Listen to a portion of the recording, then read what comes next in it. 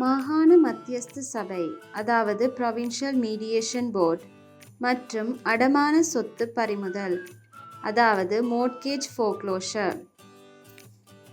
அடமானம் என்பது நிலத்தின் உரிமைக்கு எதிராக பதிவு செய்து பெறப்படும் கடனாகும்.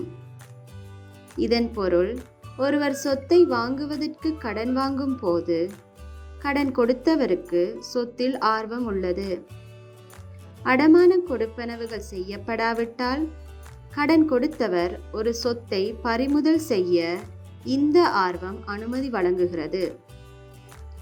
பறிமுதல் என்பது சொத்தை கையகப்படுத்துதல் அல்லது விற்று அதன் மூலம் கிடைக்கும் தொகையை கடனுக்கு பயன்படுத்துவதற்கு நீதிமன்றத்தில் மேற்கொள்ளப்படும் நடவடிக்கையாகும்.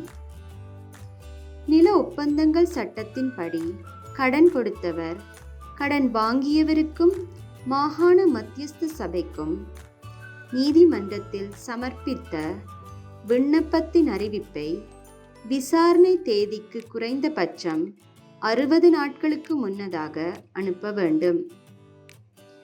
மாகாண மத்தியஸ்த சபைக்கு அறிவிப்பை அனுப்பிய பின்னர் கடன் கொடுத்தவர் நீதிமன்றத்தில் நடவடிக்கை தொடங்குவதற்கு 60 நாட்கள் காத்திருக்க வேண்டும்.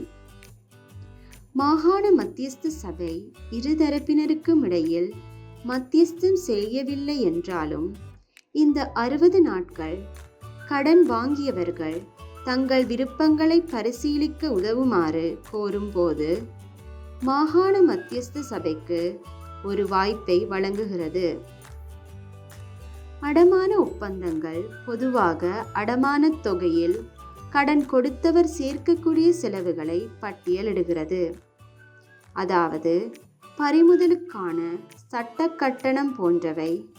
சட்ட கட்டணங்கள் நிலுவைத் தொகையுடன் சேரும்போது அடமான கொடுப்பனவுகளை சேகரிப்பதில் சிக்கல்கள் அதிகரிக்கின்றன.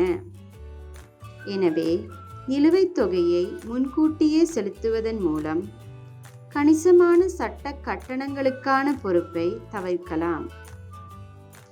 2010ஆம் ஆண்டில் குயின்ஸ் பெஞ்ச் நீதிமன்றம் கடன் வாங்கியவர்களிடமிருந்து ஆரம்ப சட்ட கட்டணங்களை வசூலிக்க நிதி நிறுவனங்களுக்கு உரிமை இல்லை என்று தீர்ப்பளித்தது. இதன் பொருள், ஒரு பொது விதியாக நிதி நிறுவனங்கள் நீதிமன்றத்திடம் அனுமதி பெறுவதற்கு முன் பறிமுதல் நடவடிக்கைகளை ஆரம்பிக்க ஏற்படும் செலவுகளை கோர முடியாது. இந்த பொது விதிக்கு விதிவிலக்குகள் இருக்கலாம்.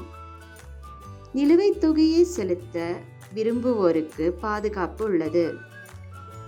பொதுவாக பறிமுதல் நடவடிக்கைகள் நீண்ட காலம் எடுக்கும்.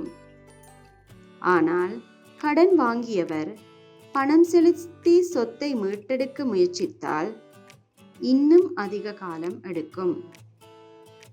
கடன் வாங்கியவர்கள் பறிமுதல் நடவடிக்கைக்கு எதிராக வாதாட ஒரு வழக்கறிஞரின் ஆலோசனையை பரிசீலிக்கலாம்.